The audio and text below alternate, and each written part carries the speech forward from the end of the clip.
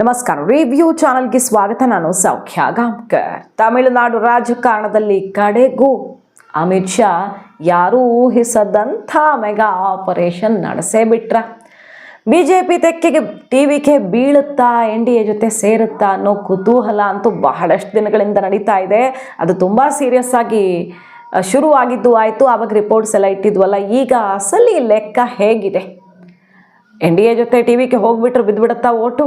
DMKಗೆ ಇನ್ನೂ ಹೆಲ್ಪ್ ಆಗಲ್ವಾ ಅನ್ನುವಂಥ ವಾತಾವರಣ ಸೃಷ್ಟಿಯಾಗ್ತಿರೋ ಹೊತ್ತಲ್ಲಿ ಮೆಗಾ ಟ್ವಿಸ್ಟ್ ಒಂದನ್ನು ಕೊಟ್ಟಿದ್ದಾರೆ ಶಾ.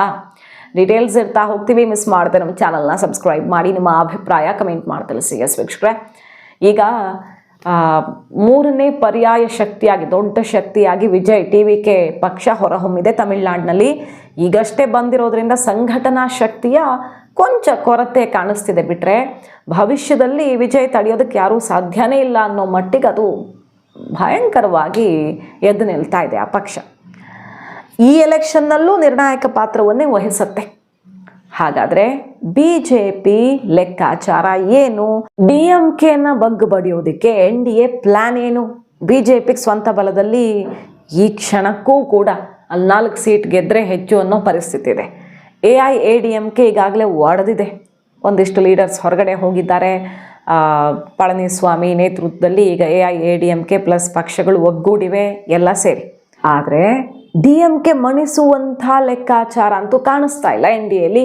ಇಷ್ಟಕ್ಕೆ ಸೀಮಿತ. ಆದರೆ ಈ ಸಲ ಅಮಿತ್ ಶಾ ಮತ್ತು BJPಯ ನಿರ್ಧಾರ ಏನಂದರೆ, ತಮಿಳ್ನಾಡಿನಲ್ಲಿ ಅಧಿಕಾರ ಹಿಡಿಯುತ್ತೆ NDA.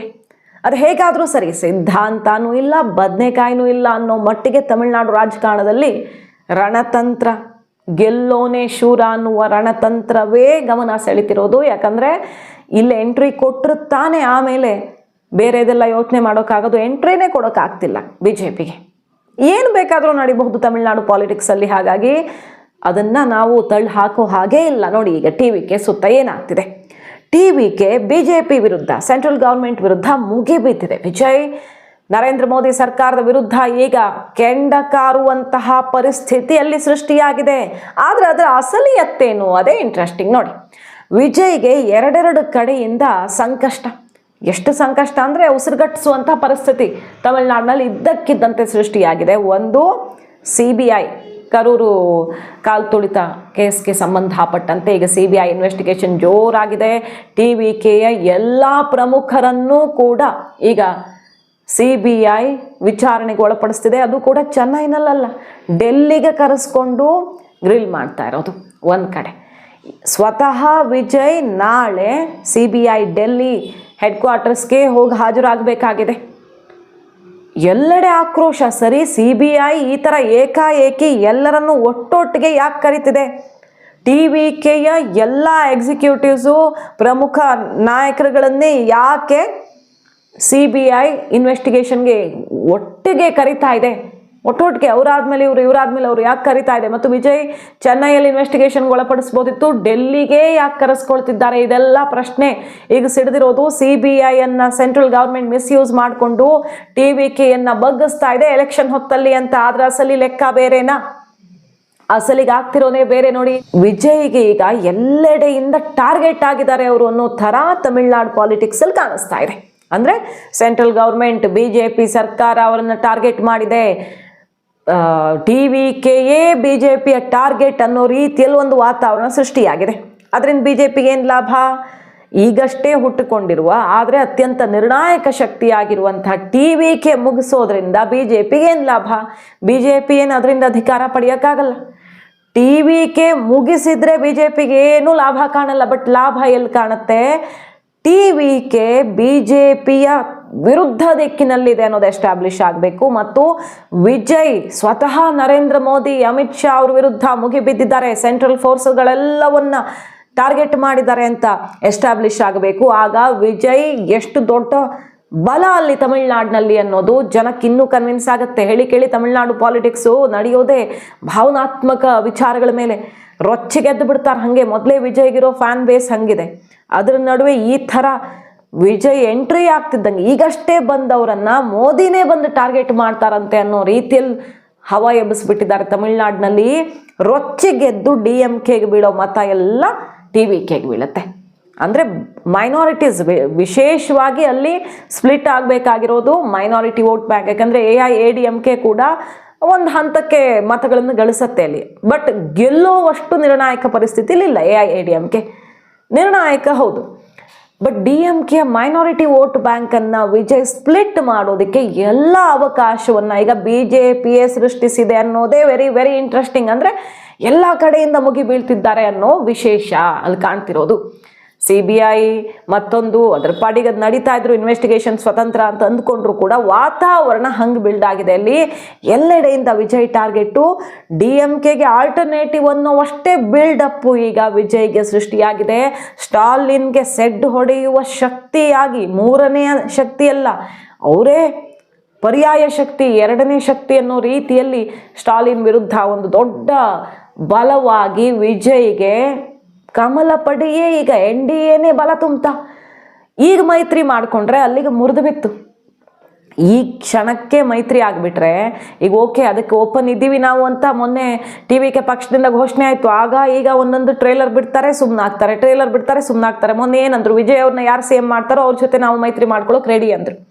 ಆ ಮೂಲಕ BJP ಜೊತೆಗೆ NDA ಜೊತೆಗೆ ಹೋಗುವಂಥ ದಾರಿ ಓಪನ್ ಇದೆ ಅಂತ ಹಿಂಟ್ ಕೊಟ್ಟರು. ಬಟ್ ಆಮೇಲೆ ಆ ಥರ ಏನಿಲ್ಲ ಅಂತಾರೆ. ಸಂಕ್ರಾಂತಿ ಆದ ಮೇಲೆ ಫೈನಲ್ ಮಾಡ್ತೀನಿ ಅಂತ ವಿಜಯ್ ಅವರೇ ಹೇಳಿರೋದು, ಅದು ಕೂಡ BJPಯ ಟಾಪ್ ಲೀಡರ್ ಜೊತೆಗೆ ಅನ್ನುವ ಪಕ್ಕಾ ಸೋರ್ಸ್ ಮಾಹಿತಿಯೂ ಬಂತು. ಸಂಕ್ರಾಂತಿ ಆದಮೇಲೆ ಫೈನಲ್ ಆಗಿ ಅದು ಘೋಷಣೆನೇ ಆಗಬೇಕಾಗಿಲ್ಲ, ಅದು ಆಂತರಿಕ ಲೆಕ್ಕಾಚಾರವಾಗಿ ಉಳ್ಕೊಂಡು ಎಲೆಕ್ಷನ್ ಮುಗಿದ ಬಳಿಕ ಸೇರಿಕೊಂಡ್ರೆ, ಈ ಎಲ್ಲ ಬಲಗಳು ಒಗ್ಗೂಡಿದ್ರೆ ಆಗ DMK ಕಟ್ ಹಾಕೋದು ಗ್ಯಾರಂಟಿ. ಯಾಕಂದರೆ BJP ಪ್ಲ್ಯಾನ್ ಇರೋದೇ ಹಾಗೆ. ಈಗ BJP ಪ್ಲಸ್ AIADMK ಒಟ್ಟಿಗೆ ಹೋಗೋದು, AIADMKಯಿಂದ ಒಡ್ಕೊಂಡು ಹೋಗಿರುವಂಥ OPS ಬೇರೆ ಬೇರೆ ಬಣಗಳೆಲ್ಲ ಉಳ್ಕೊಂಡಿವೆಯಲ್ಲ, ಅವು ಕೂಡ ಎಲೆಕ್ಷನ್ ಆದಮೇಲೆ ಒಟ್ಟಿಗೆ ಸೇರ್ಕೊಳ್ಬೇಕು NDA ಜೊತೆಗೆ. ಅಮಿತ್ ಶಾ ಮೊನ್ನೆ ಏನು ಪಳನಿಸ್ವಾಮಿ ಮೀಟ್ ಆದಾಗ ಹೇಳಿದ್ದೇ ಇದು, ವಿವಿಧ ಶಕ್ತಿಗಳು NDAಯಲ್ಲಿ ವಿಲೀನ ಆದ್ರೆ ಮಾತ್ರ ತಮಿಳುನಾಡು ಈ ಸಲ ನಮ್ಮ ತೆಕ್ಕೆಗೆ ಬೀಳೋಕೆ ಸಾಧ್ಯ ಅಂತ. ಸೊ TVK BJPಗೆ ಹೋಗೋ ನಿಟ್ಟಿನಲ್ಲಿ ದೊಡ್ಡ ಯೋಚನೆನೇ ನಡೆದಿದೆ. ಇದು ಸಣ್ಣ ಲೆವೆಲಲ್ಲಿ ಮೇಲ್ನೋಟಕ್ಕಾಗಿರೋದಲ್ಲ, ಬಹಳ ಡೀಪ್ ಆಗಿ ಆಪರೇಷನ್ನು ಕ್ಯಾಲ್ಕುಲೇಷನ್ ನಡೀತಿದೆ. ಬಟ್ ಎಲೆಕ್ಷನ್ ಮುನ್ನಕ್ಕಿಂತ ಆದಮೇಲೆ, ರಿಸಲ್ಟ್ ಬಂದ ಮೇಲೆ ಕೈ ಜೋಡಿಸಿ ಬಿಟ್ಟರೆ ವಿಜಯ್ CM ಆದಂಗೂ ಆಗುತ್ತೆ, BJPಗಲ್ಲಿ ನೆಲಗಟ್ಟು ಗಟ್ಟಿ ಮಾಡ್ಕೊಂಡಂಗೂ ಆಗುತ್ತೆ, DMK ಕಾಂಗ್ರೆಸ್ಸನ್ನು ಬಗ್ಗಬಡ್ದಂಗೂ ಆಗುತ್ತೆ. ಇನ್ನೊಂದು ಲೆಕ್ಕಾಚಾರ ಇದೆ ನೋಡಿ ಇಲ್ಲಿ. TMK ಹೆಂಗೆ ಕನ್ಫ್ಯೂಸ್ ಮಾಡ್ತಿದೆ ಕಾಂಗ್ರೆಸ್ಸನ್ನು ಅಂದರೆ, ಕಾಂಗ್ರೆಸ್ಗೆ ಆಯಿತು ನೋಡೋಣ, ನಿಮ್ಮ ಜೊತೆ ಬಂದ್ವಿ ನಾವು, ನಮಗೆ ಸಮಾನ ಮನಸ್ಕರು ನಾವು ಅಂತ ಆಗಾಗ ಅವರನ್ನು ಸೆಳಿತಾ ಇದ್ದಾರೆ. DMK ಜೊತೆಗೆ ಇದನ್ನೇ ಹೇಳಿಕೊಂಡು ಕಾಂಗ್ರೆಸ್ನಲ್ಲಿ ನಾವು ಓಪನ್ ಆಗಿ ಸುಮಾರು ಲೀಡರ್ಸ್ ತಿರುಗೇ ಬಿದ್ದುಬಿಟ್ಟಿದ್ದಾರೆ, ನಮಗೆ 50 ಸೀಟ್ ಬೇಕು, 60 ಸೀಟ್ ಬೇಕು, ಇಲ್ಲ ನಾವು TVK ಜೊತೆ ಹೋಗ್ತೀವಿ ಅಂತ. ಸ್ಟಾಲಿನ್ ಕೆಂಡ ಆಗೋ ಥರ ಆಗಿದೆ ಕಾಂಗ್ರೆಸ್ ವಿರುದ್ಧ. ನಾವು ಇಲ್ಲಿ ಲೋಕಲ್ ಆಗಿ ಮಾತೇ ಆಡಲ್ಲ, ಡೆಲ್ಲಿ ಲೆವೆಲಲ್ಲಿ ರಾಹುಲ್ ಗಾಂಧಿಯ ಜೊತೆಗೇನೆ ಮಾತಾಡ್ತೀವಿ ಅನ್ನೋ ತನಕ ಸಿಡ್ದಿದ್ದಾರೆ ಸ್ಟಾಲಿನ್. ಸೊ ಕಾಂಗ್ರೆಸ್ಸು DMKಯ ಮೈತ್ರಿಯಲ್ಲಿಯೂ ಬಿರುಕು TVK ಕಾರಣದಿಂದಾಗಿ. ಎಷ್ಟು ಅವರ ಮೈತ್ರಿ ಸಡಿಲ ಆಗುತ್ತೋ ಅಷ್ಟು ಒಳ್ಳೆಯದು. ಕಡೆಗೆ TVK ಕಾಂಗ್ರೆಸ್ ಜೊತೆ ಹೋಗಿ ಏನೂ ಲಾಭ ಇಲ್ಲ, ಪ್ರಾಕ್ಟಿಕಲ್ ಇದು ಏನು ಸಿಗತ್ತೆ. ಈಗ ಸ್ವಂತ ಬಲದ ಮೇಲೆ ಅಧಿಕಾರ ತಗೊಳ್ಳೋ ಪರಿಸ್ಥಿತಿಲಿ ಈಗ ಸದ್ಯಕ್ಕೆ TVK ಇಲ್ಲ, ಕಾಂಗ್ರೆಸ್ಗೆ ಆ ಸಾಮರ್ಥ್ಯ ಮೊದಲೇ ಉಳ್ಕೊಂಡಿಲ್ಲ. ಇವರಿಬ್ಬರು ಸೇರ್ಕೊಂಡು ಏನು ಮಾಡ್ತಾರೆ? ಸೊ ಮೇನ್ ಫೋರ್ಸಲ್ಲಿ DMK ಇರಬೇಕು, ಇಲ್ಲ AIADMK ಇರಬೇಕು. ಇಬ್ಬರನ್ನ ಬಿಟ್ಟು ಬೇರೆ ಯಾರೋ ಮೂರನೇವರು ಇಡೀ ಸರ್ಕಾರದ ಕನಸು ಕಾಣಕ್ಕಾಗಲ್ಲ, ಅವ್ರ ಜೊತೆಗೇನೆ ಹೋಗಬೇಕು. ಹಾಗಾಗಿ DMK ಜೊತೆಗಿರೋಕ್ಕಾಗತ್ತಾ ವಿಜಯ್? ಅದು ಬಿಟ್ಟರೆ ಅವ್ರಿಗೆ ಆಪ್ಷನ್ ಇರೋದೇ AIADMK ಅಂದರೆ NDA ಜೊತೆಗಿರೋದು. ಆದರೆ ಚುನಾವಣೆಯ ಬಳಿಕದ ಮೈತ್ರಿ ಪಕ್ಕಾ ಲೆಕ್ಕ ಕಾಣಿಸ್ತಿದೆ ಇಲ್ಲಿ. ಅಮಿತ್ ಶಾ ಈ ಸಲ ಬೇರೆ ಬಗೆಯಲ್ಲಿ, ಯಾರು ಊಹಿಸದ ಬಗೆಯಲ್ಲಿ ಒಂದು ಆಪರೇಷನ್ ಆಟವನ್ನು ರೆಡಿ ಮಾಡಿದ್ದಾರೆ ತಮಿಳುನಾಡು ಎಂಟ್ರಿ ಕೊಡೋದಕ್ಕೆ. ಇಲ್ಲಿ ಬೇರೆ ರಾಜ್ಯಗಳಲ್ಲಾದಂಗೆ ಸಿದ್ಧಾಂತದಲ್ಲಿ ಜಾತಿನೋ ಧರ್ಮನೋ ಮತ್ತೊಂದು ಮಗದೊಂದು ನಡೆಯೋದೇ ಇಲ್ಲ. ಇಲ್ಲಿ ಹೆಂಗಾದರೂ ಸರಿ ಯಾರು ಗೆಲ್ತಾನೋ ಆತನೇ ಶೂರ ಅನ್ನೋ ರೀತಿಯಲ್ಲಿ ಪರಿಸ್ಥಿತಿ ಇರೋದ್ರಿಂದ ವಿಜಯ್ ಮಾತ್ರ ಈಗ NDAಗೆ ಆಶಾ ಕಿರಣವಾಗಿ ಕಾಣಿಸ್ತಾ ಇರೋದು. ಸೊ ವಿಜಯ್ಗೆ ಇನ್ನೂ ಶಾಕ್ ಎದುರಾಗಬಹುದು. CBI ಸಂಕಷ್ಟ ಕುತ್ತಿಗೆಗೆ ಬರಬಹುದು, ಡೌಟೇ ಇಲ್ಲ. CBI ಕರೂರು ಕಾಲ್ ತುಳಿತ ಕೇಸಲ್ಲಿ ಏನು ಬೇಕಾದರೂ ಆಗ್ಬೋದು, ಹೈ ಡ್ರಾಮಾನೇ ಆಗೋಗ್ಬೋದು. ಕಡೆಗೆ ವಿಜಯ್ ಅರೆಸ್ಟ್ ಆದರೂ ಆಶ್ಚರ್ಯ ಇಲ್ಲ, ಅಲ್ಲಿ ತನಕ ಹೋಗ್ಬೋದು CBI ಕೇಸ್. ಮತ್ತು ಈ ನೂರಾರು 500 ಕೋಟಿ ಸಿನಿಮಾ, ಅದಕ್ಕೂ ಕೂಡ ಎಷ್ಟು ಪ್ರಚಾರ ಸಿಗುತ್ತೋ, ಎಷ್ಟು ವಿರೋಧ ಬರುತ್ತೋ, ಎಷ್ಟು ಸೆಂಟ್ರಲ್ ಗೌರ್ಮೆಂಟ್ ಅದನ್ನು ತಡೆ ಹಿಡಿಯೋಕೆ ನೋಡ್ತಿದೆ ಅಂತ ಜನ ಸಿಡ್ದೆ ಹೇಳ್ತಾರೋ ಅಷ್ಟೂ ಒಳ್ಳೆಯದು. ಯಾರಿಗೆ?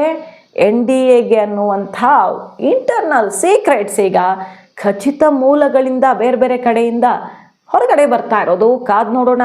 DMK ಬಗ್ಗು ಬಡಿಯೋದಕ್ಕೆ ಬಹಳ ದೊಡ್ಡ ರಣತಂತ್ರ ರೆಡಿ ಮಾಡಿದ್ದಾರೆ ಈ ಸಲ ಶಾ. ಮಾಹಿತಿ ಇಷ್ಟ ಆಗಿದ್ರೆ ಮಿಸ್ ಮಾಡದೆ ನಮ್ಮ ಚಾನಲ್ನ ಸಬ್ಸ್ಕ್ರೈಬ್ ಮಾಡಿ, ನಿಮ್ಮ ಅಭಿಪ್ರಾಯ ಕಮೆಂಟ್ ಮಾಡಿ ತಿಳಿಸಿ. Thank you.